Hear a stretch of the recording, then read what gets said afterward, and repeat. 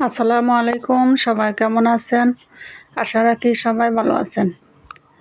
আজকে এমন একটা রেসিপি দেখাবো, অনেকেই এটা বানায়ও না, খায়ও না, চিনে না।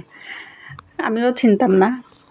এখন এই যে কাঁঠালের কাবাব বা বার্গারের ভিতরের যেই কাবাবটা, ওটা সব কিছু কাঁচা কাঁঠাল দিয়ে কাবাব বানিয়ে দেখাবো।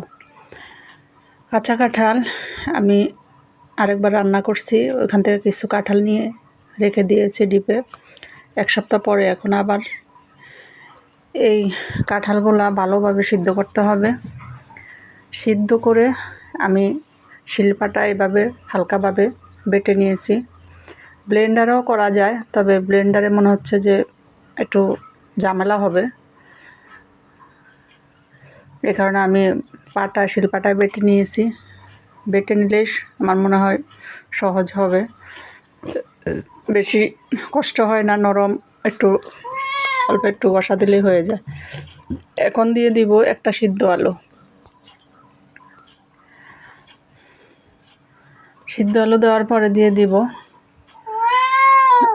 বড় 2টা পেঁয়াজ কুচি কুচি করে, ধনেপাতা দিব, কাঁচামরিচ দিয়ে দিব। এখন দিয়ে দিলাম 1/2 চামচ হলুদের গুঁড়া, পরিমাণ মতো লবণ। আমি সিদ্ধ করার সময় লবণ দিয়েছি, কারণ একটু কম দিলাম। টালা জিরা গুঁড়া, লাল মরিচের গুঁড়া, এখন ধনিয়ার গুঁড়া দিয়ে দিলাম 1/2 চামচ, কাঁচা জিরার গুঁড়াও দিয়ে দিলাম 1/2 চামচ, চাট মশলার গুঁড়া দিয়ে দিলাম 1/2 চামচ। এখন চিলি ফ্লেক্স দিয়ে দিলাম 1/2 চামচের থেকে একটু কম, গরম মশলার গুঁড়া দিয়ে দিলাম 1/2 চামচের থেকে একটু কম। এখন দিয়ে দিব বেসন এবং চাউলের গুঁড়া মেশানো, ছোট 1 কাপের মতো।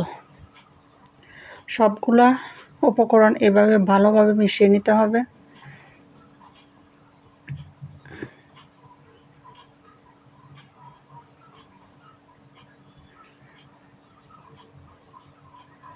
এই খাবারটা আমি বানাবো বলেই বানাই না, ওগুলোর সাথে আমি করে কীরকম না কীরকম হয় বুঝতে পারছি না। এখন আমি বানিয়ে খেয়ে তারপর রেসিপিটা আপনাদের সাথে শেয়ার করলাম।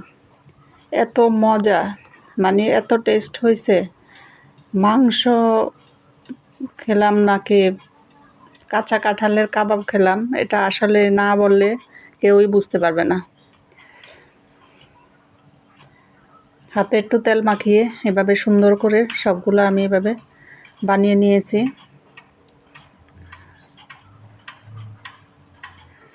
এখন মিডিয়াম টু হাই লোয়ে আমি সবগুলা কাবাব এভাবে ভেজে নিব।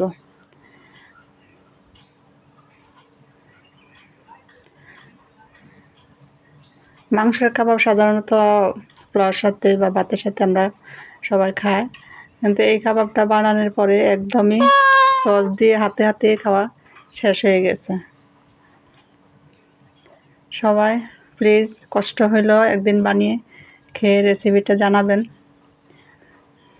আমি যেই প্রসেসিং করে বানাইছি, এইভাবে বানাইলে হয়ে যাবে।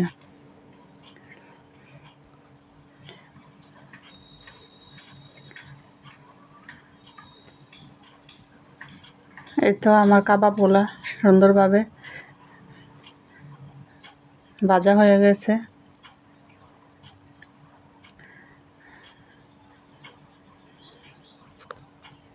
সবাই ভালো থাকবেন, আমার চ্যানেলটা সাবস্ক্রাইব করবেন।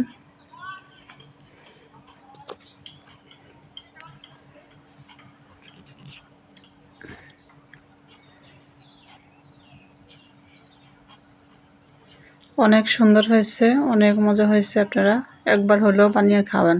আল্লাহ হাফেজ।